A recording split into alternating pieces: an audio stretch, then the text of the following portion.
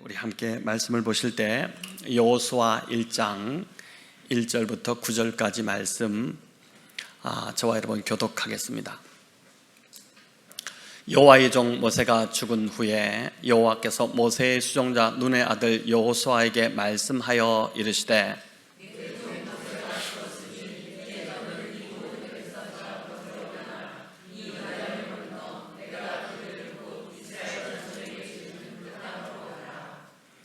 내가 모세에게 말한 바와 같이 너희 발바닥으로 밟는 것은 모두 내가 너희에게 주었노니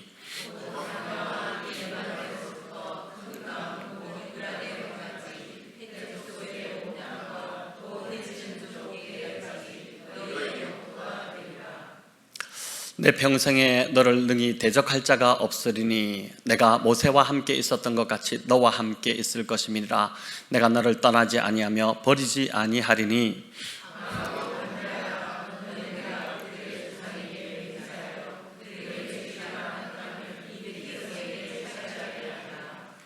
오직 강하고 극히 담대하여 나의 종 모세가 네게 명령한 그 율법을 다 지켜 행하고 우로나 자로나 치우치지 말라. 그리하면 어디로 가든지 형통하리니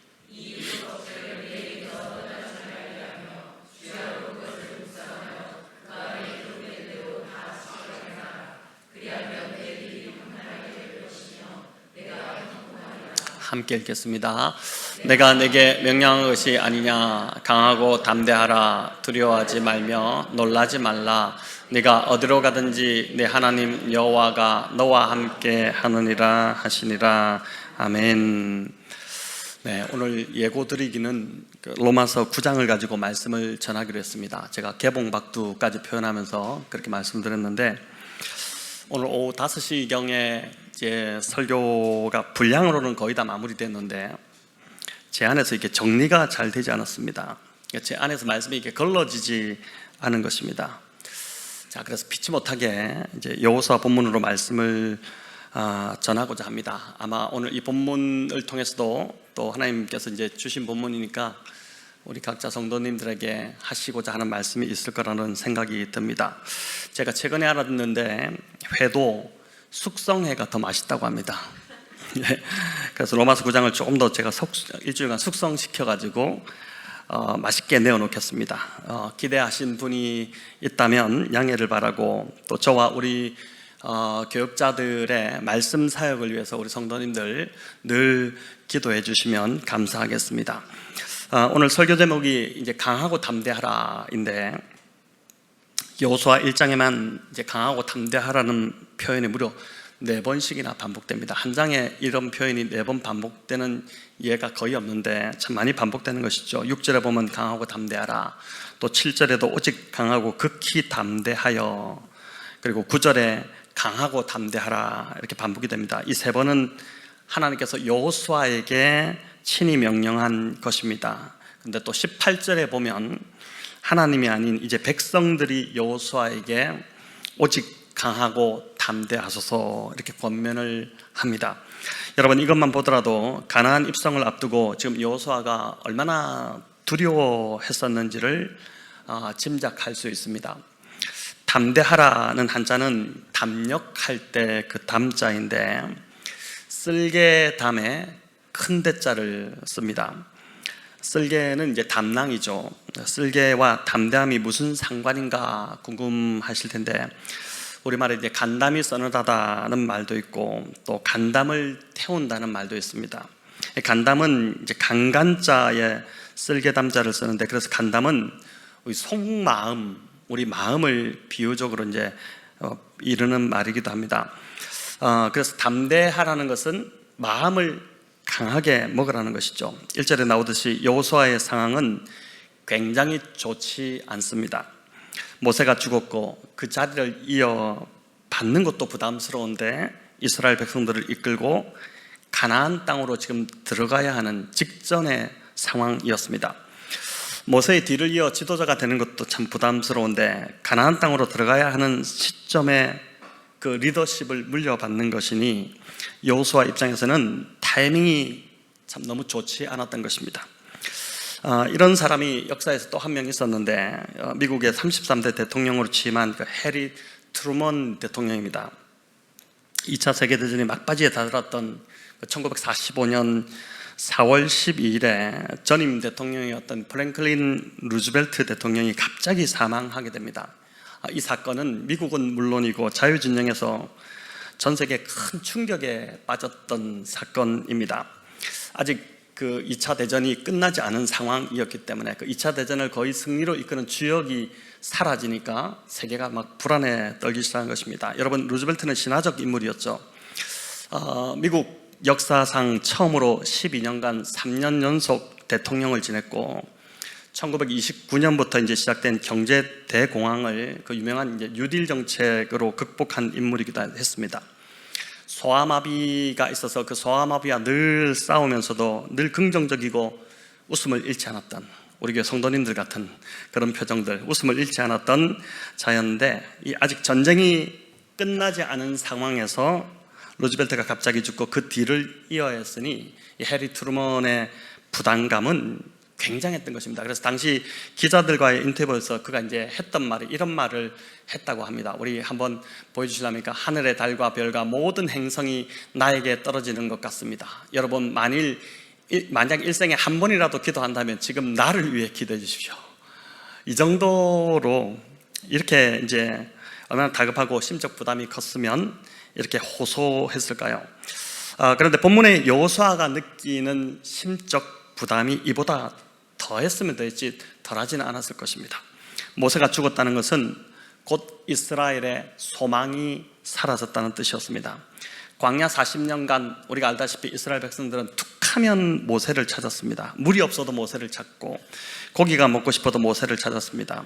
모세가 대신해서 기도하면 하나님께서 만나도 주시고 반석을 터뜨려서 물도 주셨고 또 구름기둥 불기둥으로 이 백성들을 안전하게 인도하셨습니다. 늘 모세가 답이었고 모세가 대안이었습니다. 그래서 이스라엘 백성들에게 모세를 잃었다는 건 살아갈 소망을 잃었다는 의미였습니다. 아마 우리 부부로 살아가시는 분들 또는 가족에 의지하는 부모님이 있는 분들은 그 부모님이 돌아가시면은 의지할 대상을 잃는 것 같은 그런 큰 충격에 빠지는 것처럼 이스라엘 백성들에게는 이 모세가 그보다 더 훨씬 그런 의지의 대상이었다는 것이죠.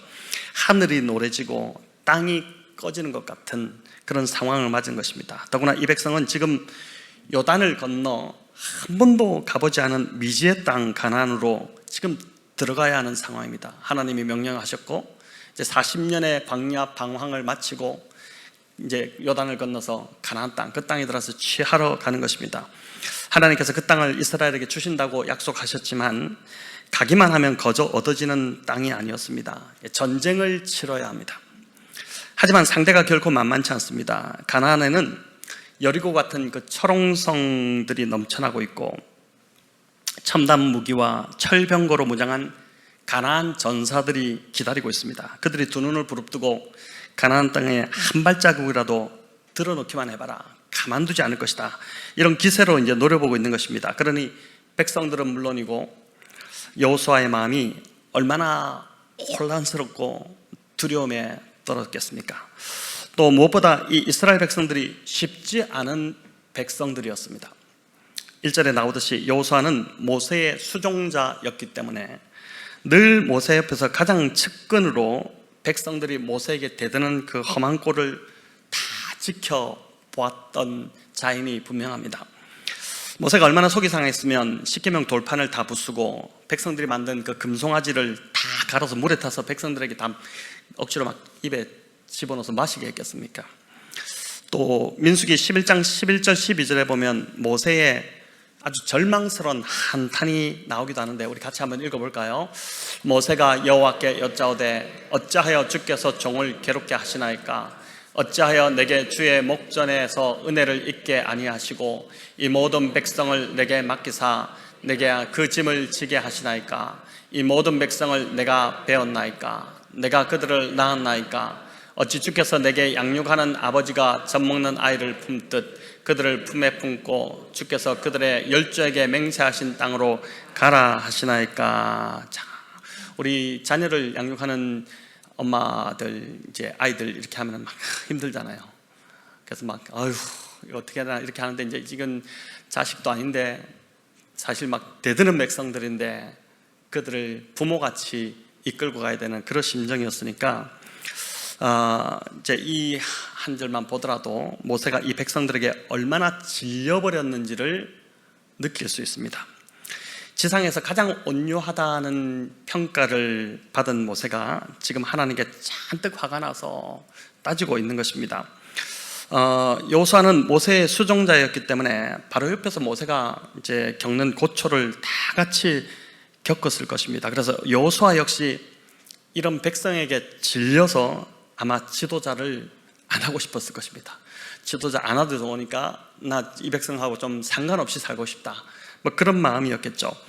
어떤 교회 부목사님이 이제 담임 목사님이 목회하면서 너무 고통받는 것을 보고 그 사람이 담임 목회도 하기 전에 목회를 접었다는 이야기를 들었습니다. 얼마나 힘들었으면 그랬을까 싶은데 아마 이제 이 여호수아가 그 심정이었을 것입니다. 9절에 보니 강하고 담대하라고 하면서 두려워하지 말고 놀라지 말라 이렇게 덧붙입니다. 영어 성경으로 보니까 이 놀라지 말라가 discouraged라고 되어 있는데 낙담하지 말고 낙심하지 말라 이런 뜻입니다. 여호수아 1장에서 계속 반복되는 말이 두려워하지 말라, 담대하라, 낙심하지 말라, 내가 너를 떠나지 않고 버리지 않겠다 이런 말인데 여호수아가 그만큼 그 당시 두렵고 떨리는 심정이었다는 것이죠. 여러분, 두려움에 휩싸이면 낙심하게 되어 있습니다. 마음이 무너지면 전쟁에 나가기도 전에 이미 승산은 끝난 것이죠. 전쟁이 진 것이나 마찬가지입니다. 두려움이 얼마나 무서운지를 저도 이제 목회를 하면서 경험을 했었는데 갑자기 이제 설교에 대한 두려움이 찾아왔습니다. 일전에도 한번 말씀드렸지만은 설교를 하려고 강도사 때 앞에 서기만 하면 떨려서 목소리가 나오지 않은 것입니다. 새벽 기도회 때 뭐 이렇게 본예배 설교할 기회는 강도사니까 뭐 별로 많지 않지 않습니까? 근데 이제 새벽 기도회 때 설교를 하려고 앞에 서면 찬송가도 부르지 못할 정도로 막 떨렸습니다. 그래서 그때 제일 싫었던 게 오늘 찬송가가 4절이면 너무 싫었어요. 그래서 일부러 한 절을 줄여가지고 부르고 했었는데 목소리가 나와야지 찬송도 부르고 준비된 원고를 읽어나가는데 떨려서 소리가 나오지 않는 것입니다. 그래서 제가 안 되겠다 싶어가지고 이래서 목회하겠다 이거 싶어서 그때 이제 제가 생각했던 게 청계산 기도원을 가기 시작했습니다. 청계산 기도원이 아래 건물 쪽에는 사람들이 많아가지고 기도하기가 별로 좋지가 않아요. 또 안에 들어가면 냄새도 좀 그렇게 좋지가 않고 이러다 보니까 그래서 늘 이제 산으로 올라가서 바위 위에서 이제 혼자 부르짖었습니다. 비가 오는 날도 우산을 쓰고 이제 바위에 무릎 꿇고 기도하고 이제 두려움 때문에 죽을 것 같으니까 살려달라고 이제 저는 기도한 것입니다. 낮에도 가고 밤에도 가고 그렇게 이제 자주 어떨 때는 일주일에 4번씩 가고 막 그렇게 기도를 했었는데 한 6개월 정도를 청계산에서 기도원을 다녔던 기억이 있습니다. 그러다가 어느 날부터 점차 이제 사람에 대한 두려움이 기도를 하다 보니까 두려움이 사라지기 시작하면서 설교하는 것이 굉장히 좀 편해지기 시작했고 아마 그때 그 두려움을 극복하지 못했으면 오늘 저는 이 자리에 여러분과 함께 말씀을 나누지 못하지 않겠습니까? 두려움에 사로잡히면 하나님께서 그 안에 주신 좋은 것들이 밖으로 나오지 않습니다. 나올 수가 없습니다. 하나님께서 여호수아를 모세를 대신한 그 지도자로 세우셨지만 두려움에 사로잡혀 있으면 하나님이 기름 부어주신 그 지도력을 발휘하지 못한다는 것을 아셨던 것입니다. 하나님이 이걸 잘 아셨죠. 그래서 이거 안 되겠다, 여호수아 이래갖고는 가나안 땅에 들어가지 못할 것 같은데 이러면서 계속 이제 격려하시는 것입니다. 두려워하지 말라, 강하고 담대하라, 이걸 반복해서 계속 말씀하시는 것이죠. 이제 2절은 가나안으로 들어가라 이렇게 명령하십니다. 2절을 같이 한번 읽어보겠습니다. 내 종 모세가 죽었으니 이제 너는 이 모든 백성과 더불어 일어나 이 요단을 건너 내가 그들 곧 이스라엘 자손에게 주는 그 땅으로 가라. 여기 보면 3가지 동사로 하나님이 명령하고 계시죠. 일어나라, 건너라, 가라 이렇게 말씀하시는데 지금 세상이 끝난 것처럼 두려움에 주저앉아 있을 때가 아니라는 것입니다. 지금은 일어날 때고 일어나서 요단을 건너야 할 때고 그리고 가나안 땅으로 들어가야 할 때라는 것을 말씀합니다. 하나님께서 애굽에서 종살이하던 그 이스라엘을 불러내셨는데 그 이유는 광야에서 방황하라고 부르신 것이 아니었죠. 젖과 꿀이 흐르는 가나안 땅에 인도하시기 위해서, 그 땅으로 인도하시기 위해서 부르셨습니다. 마찬가지로 저와 여러분을 죄의 종로로 타는 데서 불러내셔서 하나님의 자녀 삼으신 것도 이 광야 인생길에서 방황하라고 부르신 것이 아님을 믿으시기 바랍니다. 삶의 무게에 짓눌리고 일에 치이고 또 일에 함몰되고 염려와 불안함 속에서 고통받으면서 허덕이며 살라고 우리를 부르시지 않았다는 것입니다. 여러분, 하나님께서 우리를 부르신 이유는 하나님이 예비하신 하늘의 그 신령한 복을 누리는 영적 가나안으로 들어가서 풍성한 삶을 살도록, 또 하나님 주신 그 사명을 감당하는 삶을 살도록 하기 위해서 우리를 부르셨다는 것이죠. 자, 그렇다면 오늘 저와 여러분에게 영적 가나안, 이 땅은 어디일까요? 우리가 앞으로 가게 될 천국일까요? 그렇게도 많이 알고 있습니다. 이제 가나안을 우리가 가게 될 천국으로 알고 있죠. 장례식 때 부르는 찬송가 때문에 요단강을 건너는 것, 그게 천국에 들어가는 것으로 주로 알고 있습니다. 며칠 후 요단강 건너서 만나리, 이 찬양, 이 가사 있지 않습니까? 며칠 후, 저는 어릴 때 이 찬양이 며칠 후로 듣지 않고 며칠 후 그래가지고 이게 무슨 히브리어인 줄 알았습니다. 나중에 보니까 이제 며칠 후 이렇게 돼 있더라고요. 며칠 후 이제 요단강 건너가 만나리 이렇게 돼 있는데, 영적 의미로 홍해를 건너는 것이 죄에서 구원받은 것을 이제 상징하고, 홍해를 건너면서 사도 바울도 집단으로 이스라엘 백성들이 세례를 받았다, 그 얘기를 하지 않습니까?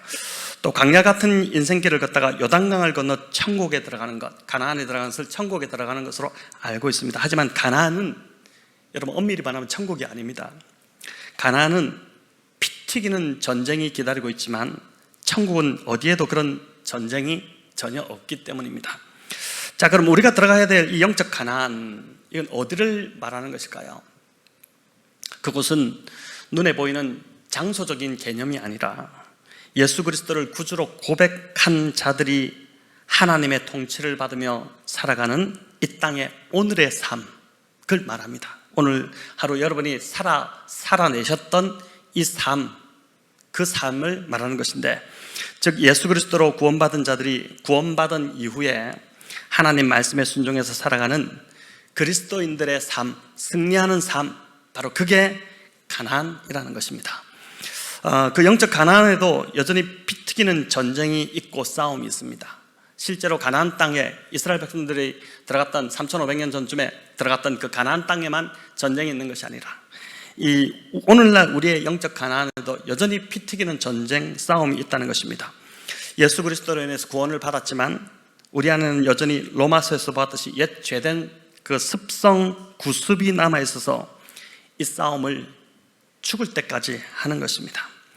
또 우리 안에 있는 탐욕과 완고함과 불순종과 거짓과 음란, 이런 것들 때문에, 특별히 불순종, 완고함, 이게 참 얼마나 우리 안에서 강한지 모릅니다. 영적인 눈을 열어서 하나님께서 우리 자신의 그 불순종하는 모습을, 또 완고함을 보여주신다면 아마 깜짝 놀랄 것입니다. 내가 이렇게 완고하구나, 이렇게 불순종하는구나. 결국은 이제 고난을 통해서 우리가 순종에 이르게끔 하나님이 우리를 이끌어 가시는데, 하도 순종하지 않으니까 고난을 주셔가지고 그냥 꺾어지게 만드는, 그게 이제 하나님 방법이잖아요. 그까지 가면 안 되겠죠. 하여튼 어쨌든 이런 거짓과 음란, 이런 것들과 매일 우리가 전쟁을 치르는 것입니다. 이런 적들과 피 흘리기까지 싸우려니까 우리 인생길이 참 고달프고 힘든 것입니다. 하지만 소망이 있는 것은 이 전쟁은 이미 승리가 보장되어 있는 이긴 싸움이라는 것입니다. 우리 3절을 같이 읽어보겠습니다. 내가 모세에게 말한 바와 같이 너희 발바닥으로 밟는 곳은 모두 내가 너희에게 주었노니, 여기 보면 내가 너희에게 주었다는 것이 완료형으로 되어 있습니다. 아직 밟지도 않은 땅입니다. 이미 이 땅이 우리에게 주어졌다고 하나님은 선포하십니다. 전쟁을 치르는데 병사를 훈련시키고 좋은 무기를 준비해서 전쟁을 치르는 것이 아닙니다. 이미 나에게 하나님이 주신 땅이라는 것을 믿고 믿음으로 들어가서 발바닥으로 밟기만 하면 내 땅이 된다는 것입니다. 순종해서 들어가기만 하면 내 땅이 된다는 것이죠. 여리고 성만 하더라도 방벽이 이중으로 되어 있었고 성벽의 너비만 해도 전차가 몇 대가 지나갈 정도로 아주 두꺼운 성벽, 그게 이중으로 되어 있었죠. 성벽 위에 기생 라합의 집만 있었겠습니까? 여러 집들이 그 성벽에 있어도 성벽이 무너지지 않을 정도의 굉장한 철옹성이 여리고성이었습니다.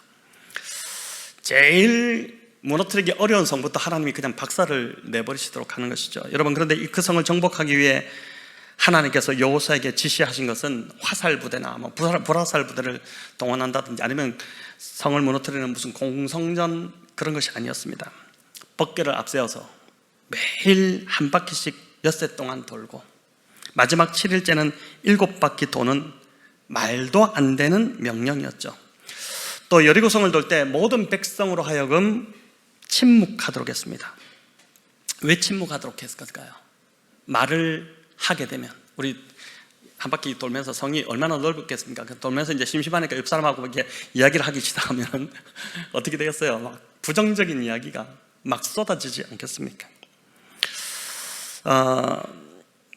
네, 그래서 이제 아예 말을 하지 못하게 하신 것입니다. 그 큰 여리고도 백성들이 하나님 말씀에 그대로 순종했을 때 한순간에 무너져 내려왔습니다. 여러분, 이게 참 우리 삶에서 좀 경험하면 좋을 것 같아요.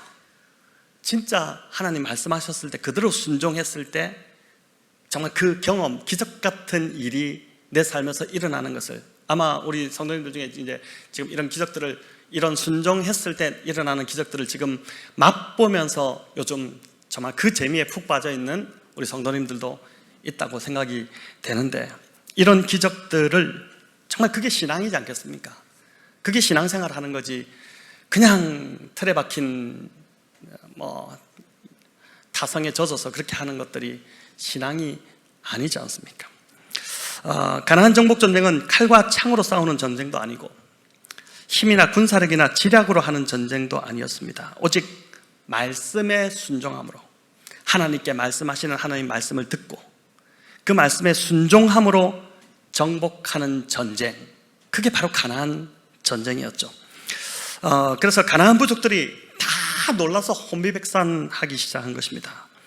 지금까지 자신들이 살았던 방식으로는 도저히 이해되지 않는 세계가 눈앞에서 펼쳐지고 있으니 도저히 이길 수 없었던 것이죠. 아니, 이런 방식으로 쳐들어올 거라고 예상했는데 전혀 예상치 않았던, 그러니까 여리고성만 하더라도 공성전이나 불화살이나 이런 것으로 대응하겠지 했는데 전혀 생각지도 않았던 7바퀴를 도는 그 전략으로 이제 오니까 정말 그들이 이해되지 않는 세계가 지금 눈앞에서 펼쳐지고 있으니까, 이스라엘 백성들이 그 성을 돌 때 그 성 위에서 얼마나 많은 여리고성 사람들이 나와서 막 구경했겠습니까? 그렇게 되었던 것이죠. 이 전쟁은 하나님이 앞서서 친히 싸우셨고 이스라엘 백성들은 그냥 순종해서 나아갈 뿐이었습니다. 물론 그들이 야유도 보내고 저래 갖고 뭔 전쟁을 하느냐, 이게 막 비웃기도 했겠지만은 다 듣지 않고 귀 막고 하나님 말씀하시는 그대로 순종했을 때 이런 승리가 주어졌다는 것입니다. 여러분, 우리가 사업을 하든 가게를 운영하든 또 직장을 다니든 어떤 방식으로 우리가 세상에서 살아가든 간에 세상 사람들이 생각하는 그 뻔한 또는 약삭빠른 그 일반적인 방법이 아니라 말씀을 듣고 순종하는 방식으로, 여러분, 이 방식을 세상 사람들은 굉장히 신기하게 생각할 겁니다. 굉장히 좀 낯설게 여겨질 거고, 그러나 그런 방식으로 행한다면 세상은 오늘날도 우리들에게 놀라게 될 것입니다. 저는 좀 그러한 역사들이 우리 교회 성도님들의 그 일터와 또 직장과 또 가정에서 좀 일어나기를 간절히 바랍니다. 이제 8절에서 하나님은 이 전쟁의 승리의 비법을 이제 밝혀주시는데 우리 같이 한번 읽을까요?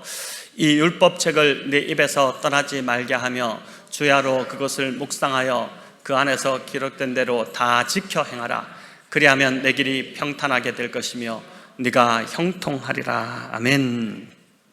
전쟁을 앞둔 이 지휘관 여호수아에게 군사를 모집하고 전략을 짜고 그들을 훈련시키고 첨단 무기를 더 준비하라 이렇게 하지 않고 율법책을 내 입에서 떠나지 말게 하고 주야로 그것을 묵상하고 그 안에 기록된 대로 다 지켜 행하라는 명령을 주십니다. 이것밖에 없었어요. 오로지 이 말씀 하나 딱 던져주신 하나님이 여호수아에게 명령하고 요구하신 것은 이거 하나입니다. 지금 가나안 땅을 들어가야 되는데 아니 뭔가 대안을 주셔야지. 이게 뭐냐 싶지 않겠습니까? 그러면 그리하면 내 길이 평탄하게 될 것이고 내가 형통하리라 라고 합니다. 내가 가나안 정복 전쟁에서 승리하게 될 것이고 그 땅을 차지하게 될 것이다. 순종하면 이미 승리했다 라고 말씀해 주시는 것입니다. 여러분, 세 가지 명령입니다. 율법책을 내 입에서 떠나지 말게 하고 주야로 그것을 묵상하고 그 가운데 기록된 대로 다 지켜 행하는 것입니다. 먼저 율법책을 내 입에서 떠나지 않게 한다. 무슨 말일까요? 늘 말씀을 읽고 가까이 해서 성경을 읽고 또 읽으라는 뜻입니다. 보니까 목장별로 성경 읽기가 정말 잘 되는 목장이 있습니다. 대부분 다 잘 될 겁니다. 잘 안 되는 목장도 있다고 하면 안 될 것 같아가지고 다 잘 되는 것 같습니다. 예. 근데 거기서 더 나아가서 이제 말씀을 늘 가까이 한다. 이거는 나의 대화의 주제가 늘 하나님의 말씀이 되어야 한다는 것입니다. 말씀을 읽고 말씀을 가까이 하고 말씀을 늘 보고 이것을 넘어서 나의 대화의 주제가 늘 하나님 말씀을 나누어야 한다는 것이죠. 드라마 이야기, 요즘 어떤 드라마가 핫한지 잘 모르겠지만은 또 요즘 핫한 맛집 이야기, 또 유행하는 패션 이야기, 주식이나 부동산 이런 것이 아니라 하나님 말씀이 늘 대화의 중심이 되어야 한다는 것입니다. 그래서 참 감사한 것은 저희 교회가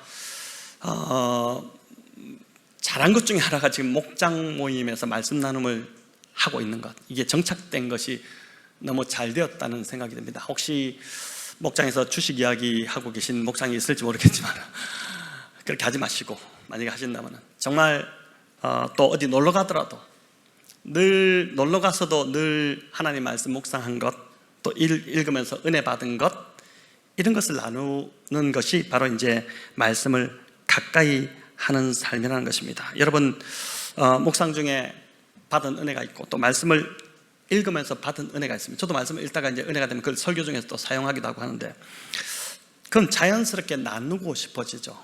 내가 말씀의 은혜를 받았는데 이거를 너무 은혜가 있는데 이걸 그냥 둘 수 없지 않습니까? 그 목장 가면 그거 나누고 싶어지잖아요. 이제 그렇게 된다는 것입니다. 두 번째, 주야로 묵상하는 것인데, 이 묵상의 본 의미는 우리가 알다시피 이제 초식 동물이 되새김질하는 것에서 이제 묵상하다는 뜻이 왔습니다.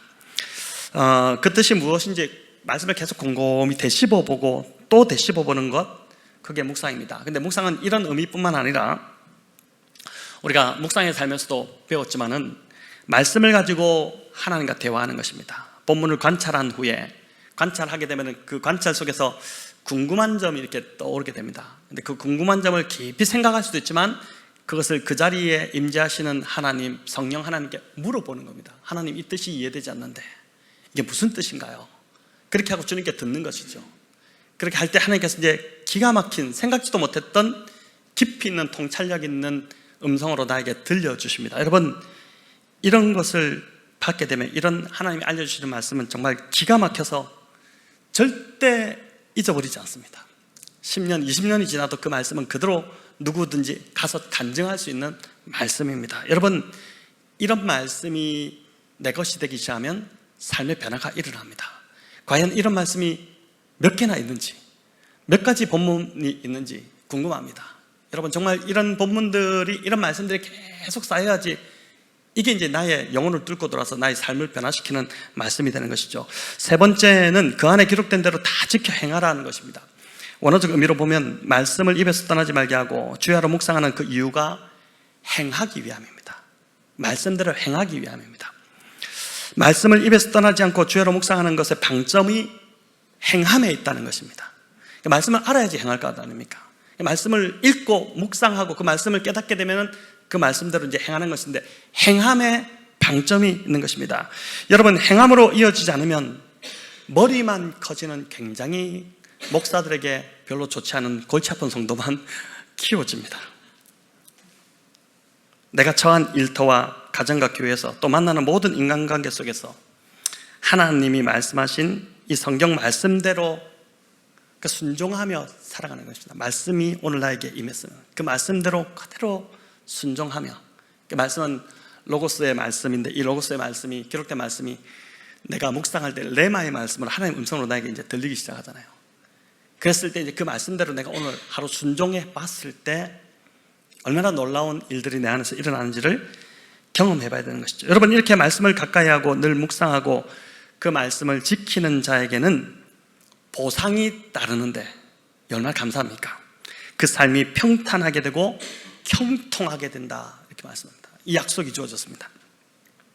성경에서 평탄과 형통이라는 단어를 한 구절에 묶어서 사용하는 경우는 여기가 유일합니다. 그러니까 그만큼 강력한 약속이라는 것입니다. 여러분, 말씀대로 살아가는 자의 삶에 이런 축복이 반드시 임한다고 우리 하나님께서 보장해 주시는 것입니다. 형통은 내 뜻대로 이루어지는 것이 아니라 하나님의 뜻이 내 삶에서 이루어지는 복, 그게 형통입니다. 하나님의 뜻이 내 안에서 이루어진 것. 우리는 내가 원하는 것을 이루어지기를 원하고 그렇게 되면 좋겠지만은 사실은 내 삶에서 내 뜻이 아니라 하나님의 뜻이 이루어지는 것, 그게 진짜 복인 것이죠. 어린아이들 늘 자신이 원하는 것을 어릴수록 때를 쓰고 자신이 원하는 것을 얻기 위해서 막 울기도 하고 들어눕기도 하고 막 그렇게 합니다. 근데 그건 어린아이의 모습이죠. 부모가 안 들어주지 않습니까? 아이에게 좋지 않기 때문에. 우리가 이런 어린아이와 참 많이 같다는 것입니다. 다 큰 어른인데 영적으로 보면 어린아이 같은 짓을 하고 있다는 것이죠. 우리가 볼 때는 내가 원하는 게 이루어지면 좋겠지만 하나님 아버지의 뜻이 내 삶에 이루어지는 것이 복이고, 그게 바로 성경이 말하는 형통입니다. 성경에 나오는 이 형통의 복을 받은 대표적인 인물을 꼽는다면 우린 요셉을 꼽을 수 있습니다.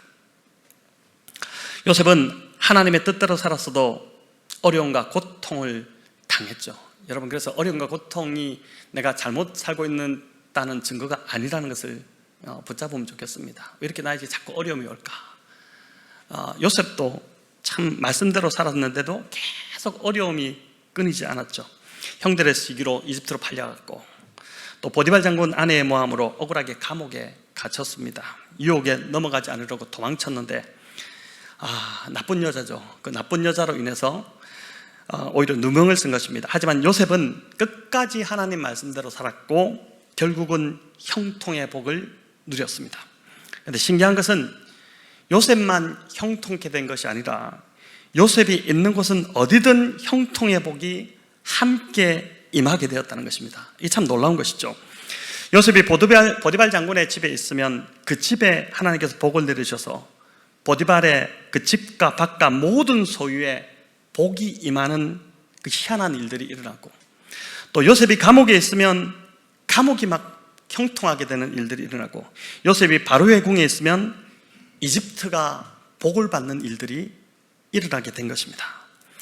여러분, 왜 한 사람이 말씀을 가까이 하고 말씀대로 살 때 그 사람만 형통케 되는 것이 아니라 그 주변이 다 형통케 되는, 얼마나 놀라운 일입니까? 그 한 사람이 말씀대로 사는데, 한 사람이 말씀대로 가까이 살고 말씀에 그대로 순종해서 사는데 그 사람만 형통케 되는 것이 아니라 그 사람이 속한 그 주변이 다 형통케 되는, 왜 그런 일이 임하게 될까? 이는 창세기 12장에서 아브라함에게 하셨던 언약 때문입니다.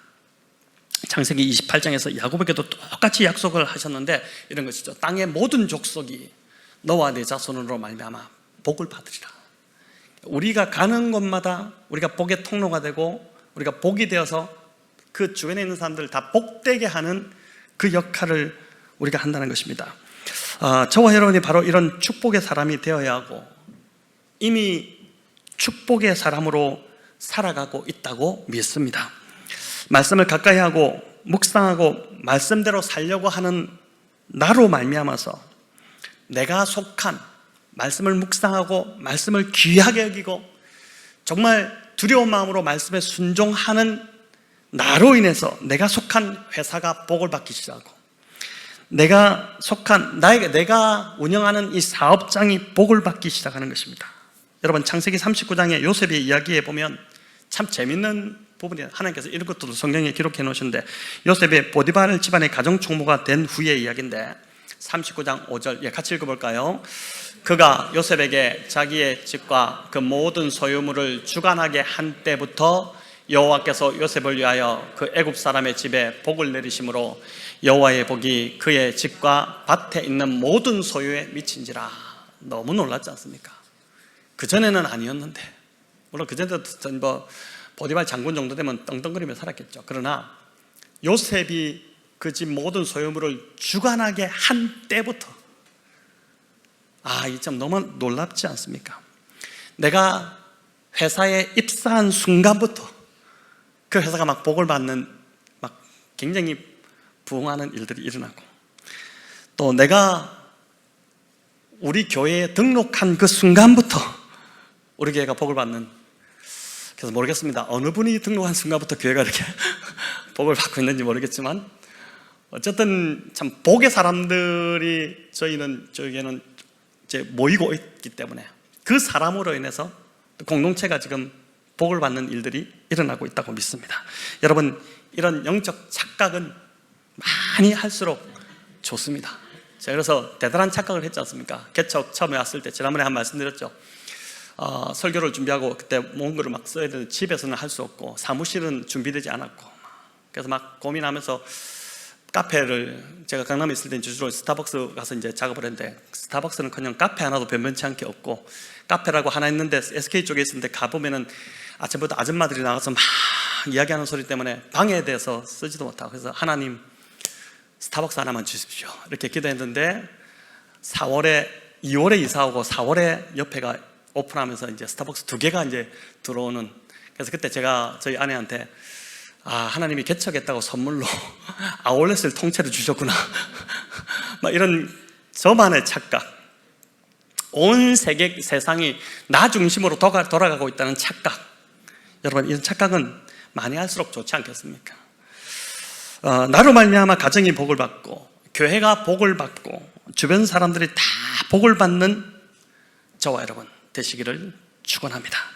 3,500년 전 가나안 땅을 앞두고, 이 정복을 앞두고 정말 낙담과 두려움에 빠져 있던 여호수아처럼 저와 여러분도 하루에 수십 번은 낙담하고 좌절하고 두려움에 빠집니다. 여러분, 오늘도 그렇게 두려움 속에 있다가 오신 분들이 많을 것입니다. 우리가 살고 있는 이 가나안 땅에는 보니까 싸워야 할 대적이 너무 많아요.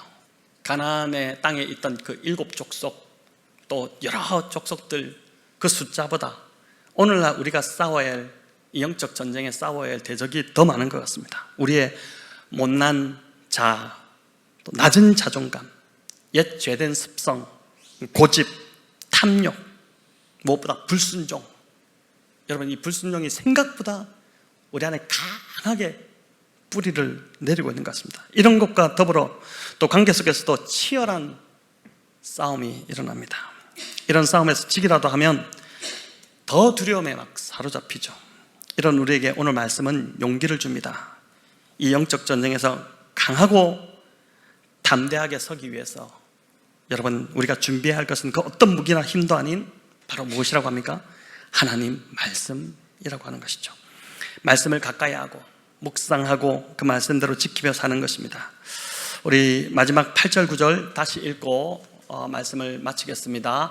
이 율법책을 내 입에서 떠나지 말게 하며 주야로 그것을 묵상하여 그 안에 기록된 대로 다 지켜 행하라. 그리하면 내 길이 평탄하게 될 것이며 내가 형통하리라. 내가 내게 명령한 것이 아니냐. 강하고 담대하라. 두려워하지 말며 놀라지 말라. 내가 어디로 가든지 내 하나님 여호와가 너와 함께 하느니라 하시니라.